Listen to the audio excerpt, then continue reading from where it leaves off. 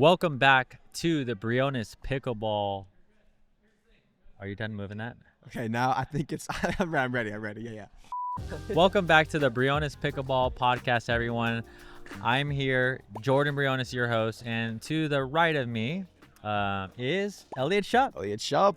Hey, how's it going, Elliot? Going good. How you doing? A little bit different setup today. We are, if you're watching this, actually, if you're listening to this, you probably hear some pickleball background noise. We're working on it, but we're here in Gilbert, Arizona at the Briones Pickleball Academy, and we're going to be doing probably more podcasts here just because it's a little bit more convenient. Yes, I would agree. It's a lot closer for both of us, and I think it's cool. I mean, we got a clinic going on right now. We got people playing. It's a cool format. I like it. Yeah. So Sammy Leigh, shout out to our head coach here at the Academy. He's actually teaching a clinic here. So if you're in the Arizona area or you're visiting, this is just a good place to train if you want the highest level of coaching. 100%. Elliot's teaching some classes here. I'm here all the time. Check it out at brionesacademy.com. Before we start, there's a lot to get into, Elliot. There is. We just came out of PPA Mesa, the Mesa Cup, I hear. Yes. And it was pretty awesome to just have a tournament here in the backyard. But before that, I just want to shout out to our sponsors. Thank you, Yola. For everything you do. We have the Pro 5 coming out, which you actually haven't hit yet. I have not hit with it yet. And I've hit with it for about 2 minutes. Okay. So, I've heard some good things about it. I'm excited to try it out. Yeah, Sammy was actually kind of hyping it up there. Yeah. So I am excited. And they have a new shape. Did you know that? I did not actually. Federico's new kind of hybrid shape. Ooh, okay. I've heard of that. I've heard of it. Yeah. It's green. I like the green edge guard. I think it's cool. It's like the Razor paddles they had. Was it last year? Razor? Yeah, they had like the gaming brand Razor. Oh, I have no idea. Okay. I could be tripping. It could be something else. Okay. But I thought it was there. All right. So there's a new shape, and it's kind of more of a hybrid shape. I'm gonna definitely check that out. But yeah. What's your favorite color, by the way? Because I was asking about the colors. Because Ben's signature is pink, and then Federico's is green. I like the green. What color would you pick if you design a signature one, Elliot? For a signature paddle, I'd probably go white. But my favorite color is like a dark blue. Okay. But I like the look of like a white edge guard on the paddle. Yeah. I just feel like it just like outlines the paddle really well. It outlines it, and so I think it's just easier, or just I don't know, it's cooler to like swing. I don't know. Okay. All right. Yeah. Okay. So, but there was obviously the biggest upset of the PPA Mesa, which was Ben Johns and Anna Leigh dropping their first game to Hayden and Anna Bright, I think. Yeah. Or not game, but first match, I think, ever. In 3 games too. It was very convincing. The third game, I think it was 11-3, right? Yeah. I mean, it was it was a 45, 50-minute match, but it definitely went in 3 games. So we're definitely going to talk about that. We're going to do a Mesa recap. And shout out to our other sponsor, Pickleheads. Let's go. Do you know about the Pickleheads app, Elliot? We've talked about it. Yeah. So one of the things that we talked about is, when you're trying to improve your game, it's really important to play players at your level or at times also above your level. And we talked about how important that is. And I want to talk about in this episode, just really quick, how important it is to play kind of different types of players too. So why is that important? Even though, let's say you're playing at your level or a little bit higher, but you're playing the same people, why is it important to play different kinds of players? Yeah, I mean, everyone's got their own specialties, right? Some people are better at certain shots than others. If you play with the same people over and over again, you tend to know everyone's spots really well. So you know the game plan. It's the same thing every single time. But anytime you get new players, you have to really work on adjusting and trying to find new spots on people, find what their weaknesses are, and maybe they have some good shots that you haven't seen before that can expose your weaknesses better. So it's a great to just make your game more all around, and I think just give you different looks and better looks at adjusting. Yeah, so that's that. Again, shout out to Pickleheads, awesome app. If you want to find better players to play and better places to play just like this, here at our academy, check out Pickleheads. And scan the QR code right down here somewhere, because guess what? It's a totally free app, but the pro version is actually $10 per year. Ooh. Elliot. So we're talking about less than $1 a month. Wow. And what do I get with the pro version versus the normal one? Well, pro version, you could connect with players and actually find drilling partners. Okay, that's super important. And you can, set up matches to play. So it's really cool. Nice. But in other things going on, I was like, I couldn't find the word. What am I saying here? Elliot, we have a big week this coming week, actually starting tomorrow. And I don't know, just tell the viewers what we got going on, man. Yeah, so we have a drum roll, please. Oh, drum roll. A 5-day intensive this week. Yeah. So I'm looking forward to, I'm stoked. This is my second 5-day intensive coaching here with Jordan. Jordan, what is this? Your 15th? 20th? I don't know. 50th? I don't know. I don't know about 50, but no, these 5 days have been amazing. And Elliot, you found out last time. It was it's just so awesome to work with the same group of people for a whole week. I mean, we get to know your game so well. If you want to join a 5-day intensive, or if you haven't heard of it, just check the link in the description below. All the information is there. But if you're super serious about improving, if you're super serious about getting better and you're playing tournaments, or maybe you're not playing tournaments and you just want to improve, jumping into a week-long training with Elliot and I is, I mean, we could really get to know your game. We could get to know the holes in your game, get to know your strengths. And it's really just about, identifying a lot of the things that you may do on the court or may not do. Yeah. Elliot, you started the game and your grandpa actually invited you, right? And yeah. So, and you've gotten coaching through the years. I know we're working on some things here and there, but like, why is it so important to get another eye on your game at any level, when you're trying to improve? Yeah, I mean, I think the biggest thing, at least like for me, has been a lot of times, I mean, whenever you're actively drilling, you can't see your stroke. You can't see your technique. You can't see what you're doing. You can see it afterwards if you're filming matches, which I really encourage. But you can't see it in the moment, so you can't get those in the moment corrections. But also, a lot of good coaches, they know a lot more about the game, and so they have a lot of ideas that you haven't thought about. A lot of different ways of saying things too. I think that's what makes a really good coach, is not only knowing a lot about the game, but also being able to say the same thing in a different way that may make a lot more sense to you. Yeah. So like some of like my grandpa, for instance, he's been my coach for a while. Jordan's coached me a lot too. A couple other people, and what makes them all just really, really helpful is they just explain everything in a lot of different ways until one sticks, and then I can use that way as like my swing thought, and then it's a lot easier to change something from there. Okay. Yep. Really good stuff. Yeah. Again, we're super excited for the 5-day, and I think Elliot's more excited for the 5-day intensive food. Oh, don't get me started. I know this isn't a food channel. This is we're gonna be talking about your game and how to better it every single week. But I will tell you this: if I wasn't doing pickleball for a living, Elliot, my dream would be to become a food reviewer. Which, guys, I would all trust Jordan because he has taken me to probably 10 different spots, and they're all a 10 out of 10 on my scale. This guy knows food better than anybody, I think. Thank you. Yeah. Comment below what your favorite kind of food is, and if you're ever in the Phoenix area, shoot me a DM or shoot me an email, and I'll have some recos for you. Trust it. It'll be the best decision you ever make in your life. But yeah, we're actually doing a 5-day intensive at Dink and Dine. It's kind of like a chicken and pickle, and kind of like that. And they have some of the best brisket and bacon that we've had. So we're excited to have that. So happy to be back. So happy. Okay. So yep, that's a 5-day intensive coming up. We're super stoked for that. But yeah, let's talk about the biggest topic here. I haven't been to a PPA tournament, probably in a year or a little bit over, because I kind of only make it out to this one in Mesa. Okay. But one of the things that I realized or just that hit home again is just how big this sport is getting, man. I mean, Yeah. it's so awesome to see the crowds. I know that you were there on Championship Sunday. But yeah, it's just growing, dude. I mean, any thoughts on just like on what you saw?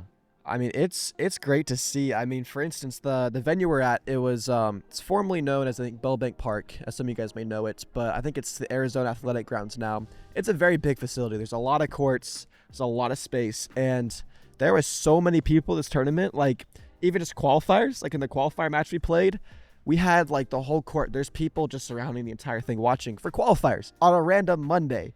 Like, it's just crazy. There's so many people watching. The energy was super high all week. So the vibes on center court were crazy. Like every point won, like everyone would go wild. Like it was a super fun atmosphere to play in, and I think that's just the way the sport's trending. It's just there's a lot more, I think, just spectators now. Honestly, at least more people coming to tournaments, watching, paying for seats. Like it's feeling a lot more exciting and a lot more what's the word?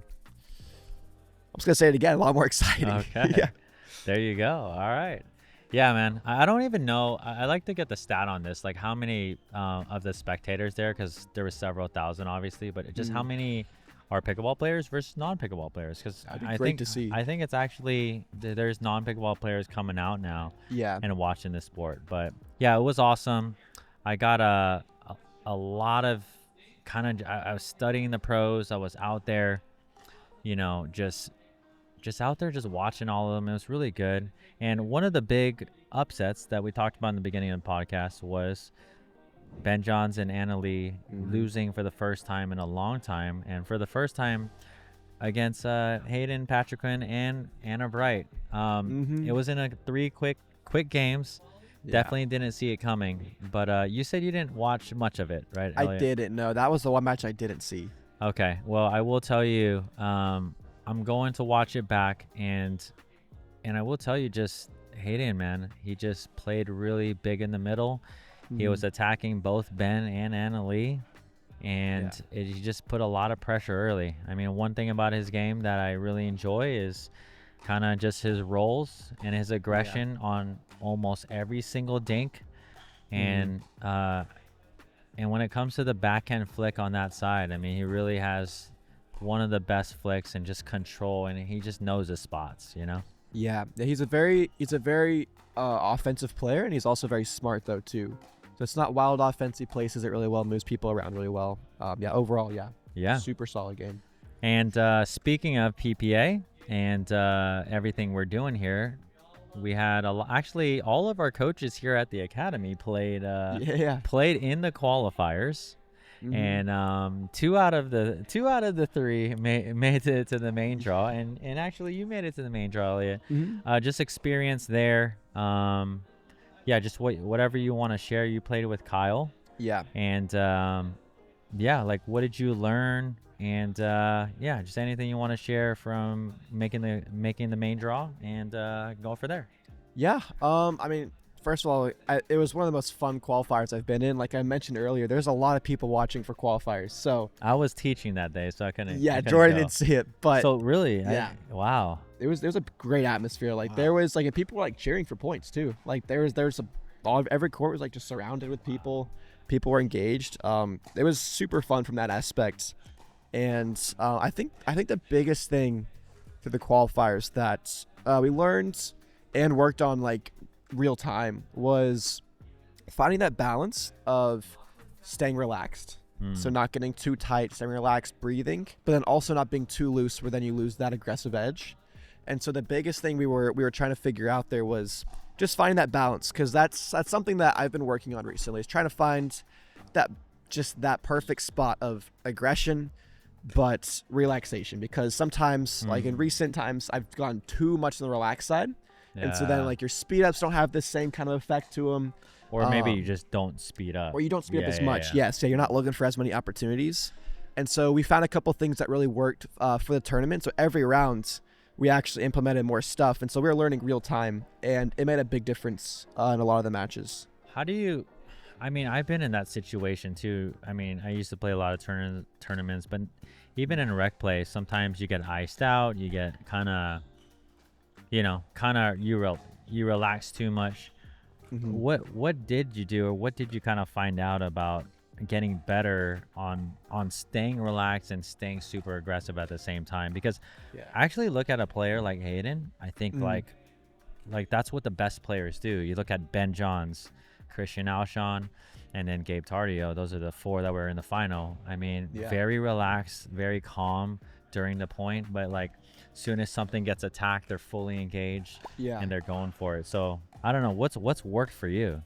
What worked for us really well was in between points, using that time to just to kind of regroup. So really deep breaths, walking slow to the baseline, not being in a rush, but then right as I'm hitting a serve, I'm breathing through my shot. So inhaling as I'm taking my wind up, exhaling through the shot. And then what I kept on telling myself personally was just stay bouncy. So while I'm in back to the baseline, while I was hitting my shots, I'm just still like hopping up and down a little bit with the footwork while I'm breathing through it. So that helped me a lot, especially like at the kitchen. Like you have the kitchen, just staying a little bit bouncier than normal while still breathing. That I think that helped a ton. Okay. Because I feel like you just had enough of both to where it was pretty neutral. And then all the nerves kind of left. Like after, that's probably the best tournament I've had for nerves because just that combo worked really well. I wasn't too loose. I wasn't too tight. I think it had a really good effect. That's great. And then you guys ended up getting knocked out by Noe Cleef and Rafa Hewitt. Noe is obviously a top player. Anything you learned in that match? It's funny because you and Kyle are lefty and righty team. That's a lefty and righty team. Yeah. Anything you learned tactically, or just you want to bring to the next tournament? Yeah, I mean they played a really good match. We thought they were gonna do a different strategy than they came in with. And so I think one big thing is adjusting. Like the main difference between a lot of the top players and the players that probably are as skillful, just aren't there yet, is a lot of just strategy. So they came in with a good game plan. They knew what they were trying to do. And we just didn't adjust quick enough to get out of it. So I think a big thing we learned is really trying to focus, like during points, timeouts, really trying to think through how we can readjust and change our strategy without coaches too. Because that was one match that we didn't have anybody. Yeah. It was a late night match. It was around 7 o'clock. So there wasn't anybody really watching. Yeah. So there's nobody can get really advice from, and so that was a good match to watch to figure out how do I adjust on the fly when there's no one else giving like a second opinion on it. Got it. Which I think the person who does this the best right now is probably Ben, because if you watch a lot of his matches, he doesn't really have people on his bench that much, but I feel like he adjusts really, really quickly, and he just changes strategy really fast just by himself. So I think trying to figure out how he does it would be super helpful, because he's probably, in my opinion, the best at it so far. He studies the game a ton, and the thing is, he's seen every pattern kind of thrown at him. He always plays the left, and he's been at the top for a long time. Yeah. So I think his just pickleball IQ is super high. So speaking of strategy, adjusting mid-game matches, the mental game. Check out the Pickleball University. Yeah, I love that's a great transition. Thank you. No, but seriously, you'll see Elliot on there, Coach Sammy here, and myself. If you want to get personal one-on-one coaching, check out the pickleballuniversity.com. We'd love to analyze your game and see your game. Yeah. I mean, I personally would love it. He does love it. I do, yeah. Yeah, so we saw not only that upset, so shout out to Hayden and Anna Bright, but we also saw a breakthrough singles player. Shout out to Matt Barlow. Is it Barlow? It is Barlow, yeah. Yeah, so I actually didn't get to say hi to him, but I did see him, in passing, and looks like a pretty cool guy. He definitely overperformed because he wasn't expecting, or a lot of people didn't know who he was. But man, just great run there. I think he made it to, was it semis? He made semis. Yeah. From qualifiers. He started in qualifiers, and I think his first round of the main draw was Roscoe Bellamy. Yeah. 1-3. Big win. Then he played, I believe it was Moda Alhouni. And he was down a game in 9-2 in that match. Wow. A game in 9-2. Came back to win in 3. Then he played, I think his name is Matt Burkhartz. Oh, I believe.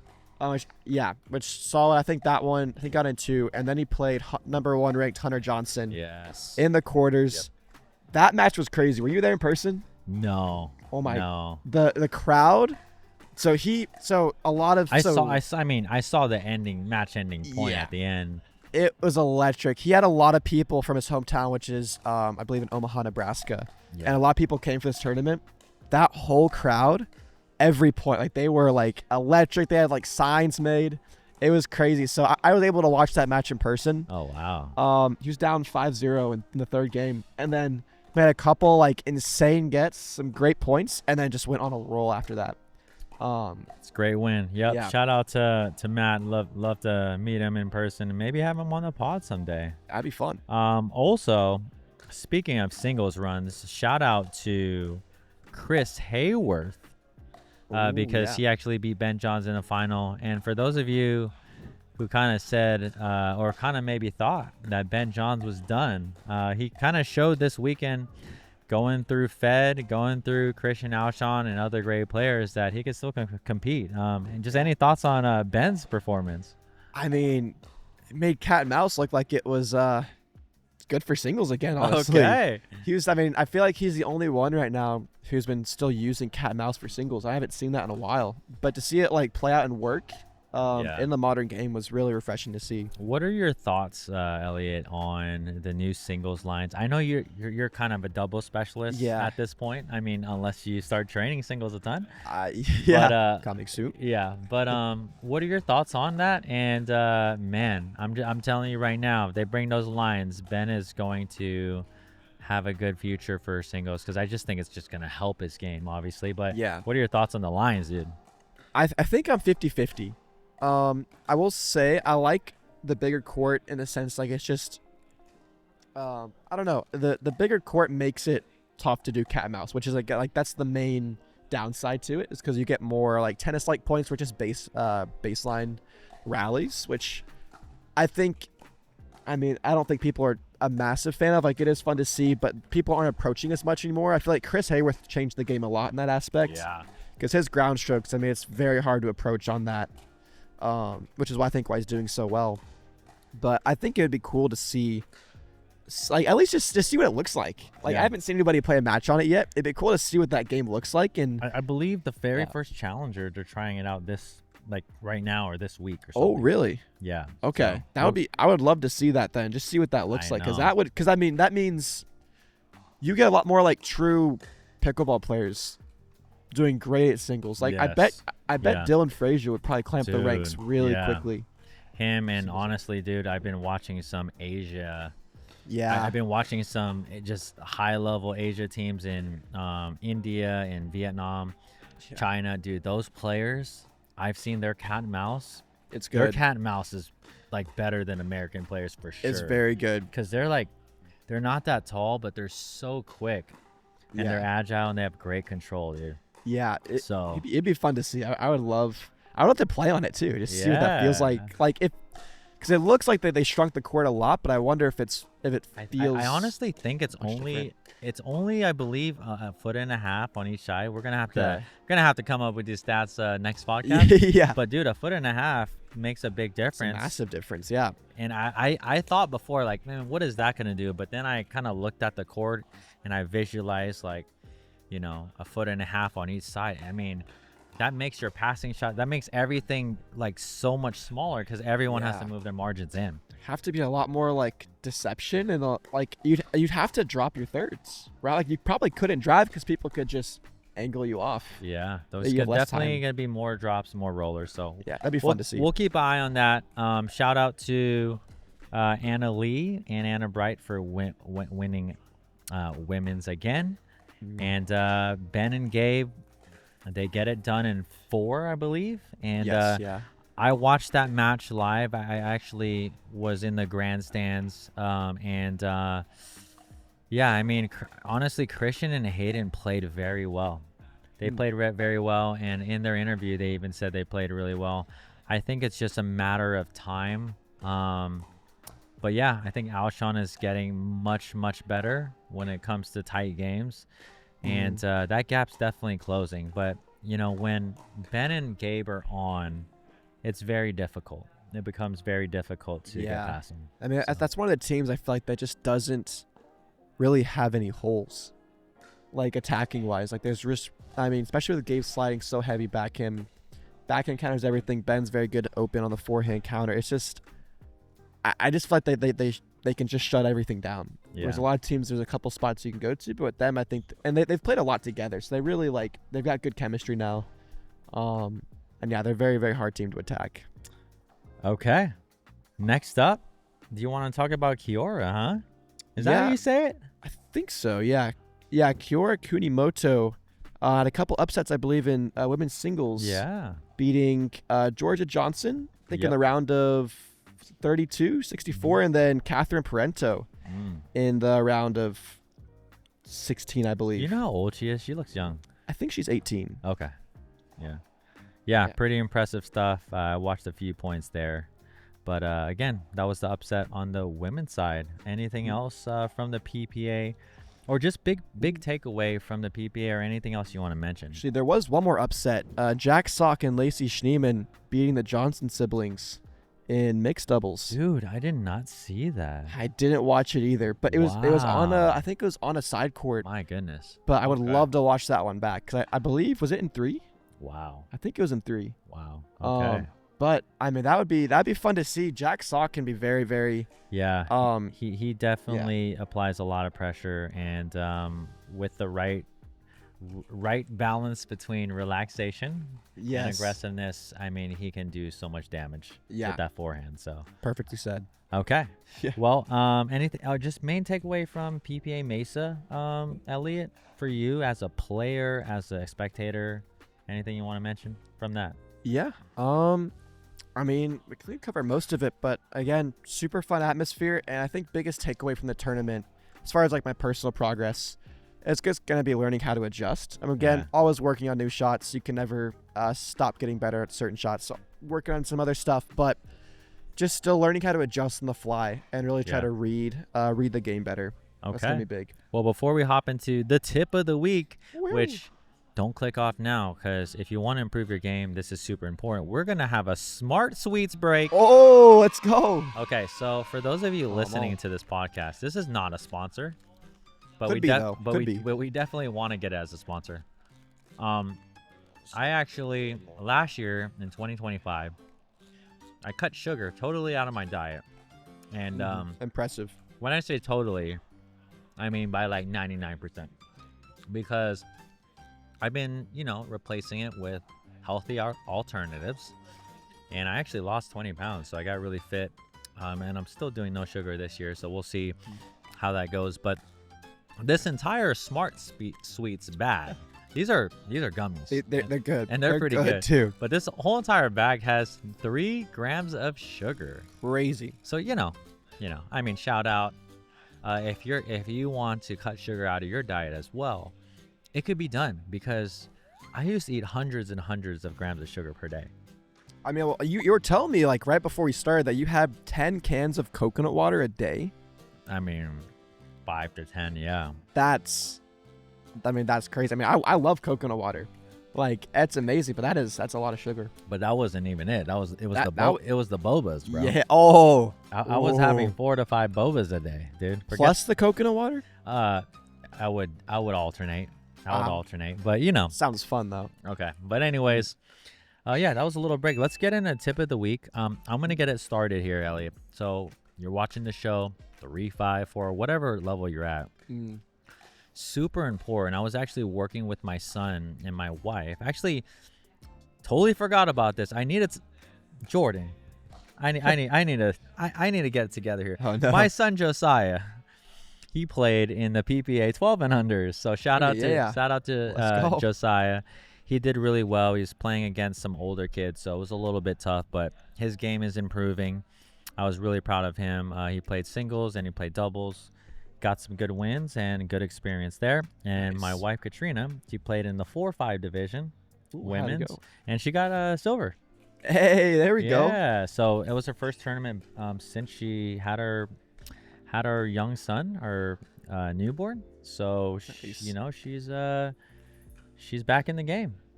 Let's go. We're back. We're so back. But tip of the week here, I was working with Josiah and my wife Katrina, and I was actually having them, Elliot, dink balls wide to me. So I'm two Okay, on okay. one, 2-on-1. I would have them dink a ball wide, and then I would speed up. So where would I speed up? Obviously, line or middle. And then one of the things that we were working on that a lot of people don't do is they don't cover middle well. Yeah. And this is the big tip of the day. If you are the cross court player and you hit a very wide dink cross court to your cross court player, whether it's ATPable or not, let's say you're, for example, on the right side of the court and you're a right-hander, you dink it cross court with your forehand, you have to close middle with your backhand. 100%, yeah. And vice versa on the other side, lefty or righty, it's not a forehand takes the middle thing. We have to cover middle. So one of the things I was working on with them is closing that middle hard and being very aggressive with that close. Yeah. And that's something that we see across the board at high level play, right? The pros, they never leave that middle open. I mean, First one priority. out of like maybe 300 winners go through the middle. I've seen it sometimes when someone is very deceptive. Yeah. But like that always gets shut down. That's my key tip. If you are cross court from the ball, shut that middle down, move over, and be ready to smack that counter. Yeah. Any thoughts? My only thought is I think you nailed that. Okay. That was perfect. All right. That's Jordan's tip of the week. We're gonna move on to Elliot's. It could be it could be short. What do you got, Elliot? Yeah. My tip of the week is gonna be go for your serves. Okay. I think a lot of amateurs don't go for enough serves because we're trying to get a 100% success rate. I think that at least me personally, what I've been doing is I try to go for most of my serves, and if I miss, actually, give me 1 second. I will though. If I miss maybe 1 or 2 out of 10, I'm happy if I'm going for it because it sets up so many good points. Like the amount of short returns, popped up balls in transition you get to it just makes it so much easier to get up to the line, to get back to neutral, to drive and crash. You set up a lot of opportunities, and if you miss it, you don't lose a point. You just either ace, side out, or you go to your second serve. So I would say go for your serves more. If you get maybe 9 out of 10, that's probably a good spot. I wouldn't try to go any lower than, if you're missing more than 3 out of 10 serves, I'd probably dial it back a little bit, unless it's working really well. But yeah, that's my tip of the week right there. All right, I like it. The more pressure you can put on your first shot, the easier it sets up your third shot. So, super simple. Same thing. I mean, you could think about it on the return. Better your returns are, the better your fourth is probably going to be. But yeah, serves are so important. And if you see these great singles players, you'll see them have big serves, and that's what translates to the doubles game very well, at least for that first shot in the drive. So yeah, keep it going. Improve your serve. If you want us to help you with your serve and you want to make it more aggressive, more topspin, again, check out the pickleballuniversity.com. In the QR code below, in the description below, Elliot, myself, and some elite coaches on there would love to see you maximize your weapon. All right. 100%. Snack of the day, we talked about that. Shout out to Smart Sweets, Wild also, Berries. If you are in the Smart Sweets team, hit us up, please. we would love that. All we're asking, we're not even asking for money. We're just asking for a lifetime supply of Smart Sweets. Just a lifetime. That's it. Just a lifetime supply. Trivia time. We'll end it like this. Let's all right, do it. Elliot. All right, so I've got some trivia for Jordan here. Last time he gave me trivia, it did not go so well, so we're gonna reverse the roles Bro, here. this guy didn't even know what year pickleball was invented. I mean, I would give a defense, but I have no defense. I should know that. I will say, so in honor of Anna Leigh signing with Nike, I mean the first pickleball player signed with Nike. I guess we could have talked about that a little bit, but could have. One thing I do want to mention, just the level of dude, Anna Leigh I think has maybe some security guards now. What? Yeah, just the level of where she's at in this sport and how high of an idol, I guess, she is in all this. It's really crazy, man. Yeah, that's wild. Because back in the day, obviously the sport has grown, but it is hard to get to her, get pictures. I'm seeing all these people It's just there's crowds just swarming. That's and crazy. it's pretty crazy. So Yeah. so she signed with Nike. Obviously, if you haven't heard about that, you might be living under a rock, but she's in the territory of some greats that signed with Nike. So that's why we're just doing Nike a fun trivia. Here we go. Yeah. So first of all, I would be surprised if you get one of these. I would be I'll be surprised if I miss any of these. Oh, well, on that note, let's see this first one here. You gotta give me multiple choice, bro. Not like it's kind of just naked. Okay, I'll give you multiple Come on, choice. give me 3. All right, so first question. How much was the graphic design student Carolyn Davidson paid to create the swoosh logo in 1971? Okay, 71, got it. A, $500. Got it. B, $35. Got it. C, $700. And Okay. then D, $10. Okay, it was 500. Mhm. You said 35. 700. Mhm. And what? And 10. Okay, if I just calculate the minimum wage, Oh Then wow, we're getting mathematical then here. divide it by 3.14. yeah, divide it by pi, and then actually multiply that Oh my. by the inflation. He's never gonna get it. It's definitely going to be $35. He got it.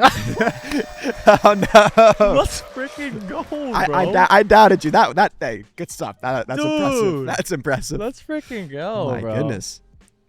Just give me 3, because I'm not going to even remember. Okay. Yeah. 3 options. All right, All here right. we go. 1 for 1, baby. All right, here we go. Are you ready for this? Born ready. So, Phil Knight's first choice for the company name, was it Nike? What was it? You said Phil Knights?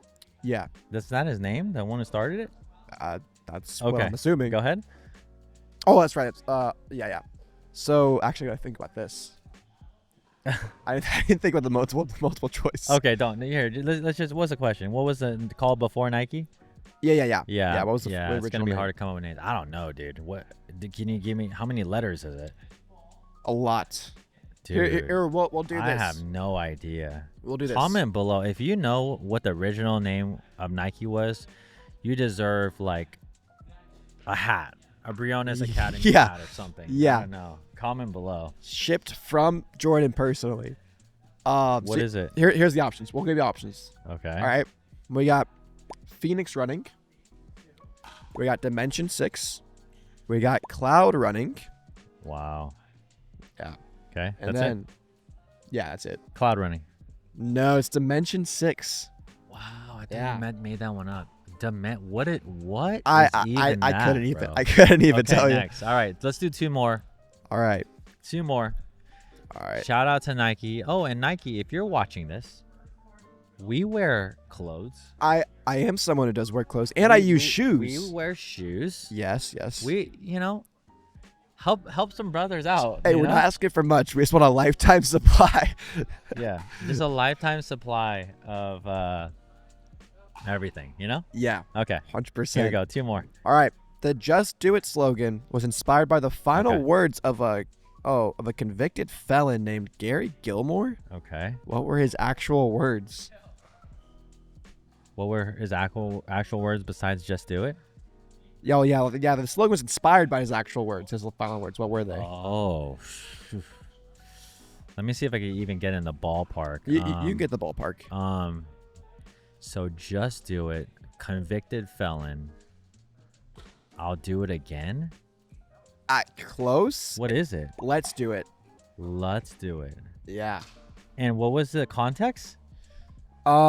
That's how the slogan was inspired by this guy's final words. So if it's final oh. words, it was probably Like electric chair or something? Was he- probably, and so he probably just said, my "Yeah, let's do it." Goodness gracious. Okay. Yeah, crazy. So can we end on a positive note? Yeah, here? let's end on a positive. My goodness, Oh, Elliot. oh my gosh. So I had Gemini write these trivia questions for me, and I realized there was like 50 more. So let me find a better one. In business today, we use a lot of AI. So Gemini, Yeah. We're If your you're guy. watching this. if Yeah. you're watching this, we're also looking for AI sponsor. Ooh. All right, Oh. here we go. Last one, folks. Okay. Buckle up. All right. This is for all you guys watching here. Which futuristic Nike shoe from Back to the Future Part 2 finally became a real self-lacing reality in 2016? What futuristic shoe from Back to the Future became a realistic what?